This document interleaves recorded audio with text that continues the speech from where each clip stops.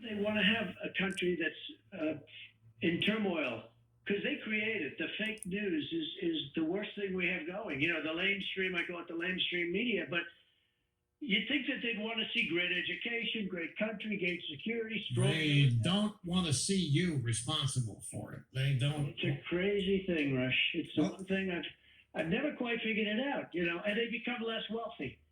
You know, to a large extent, they become less wealthy.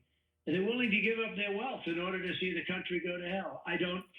Someday when you figure that out, you're going to let me know. Okay? I'll tell you from members of the audience. Before we dive into those, you know, I need to ask you something that I've not really had a chance to ask you prior. Before you did this, before 2015, when you came down the escalator and announced your candidate, you had a storybook life. You had an absolutely fabulous life. You had a life that anybody would aspire to.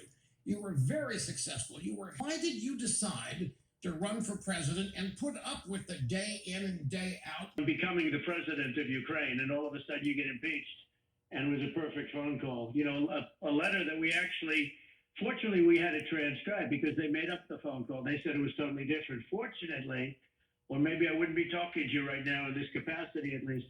Fortunately, we had it transcribed. It was transcribed, the exact call. If we didn't, they would have, you know what Schiff said. He said it before Congress. He repeated my call. It had no bearing on what I said. It was a perfect phone call, and I got impeached over it. I never knew it would be so unpleasant, but nobody has done more in the last 3.5 years as president in the first 3.5 years that I have. Nobody. I mean, if you look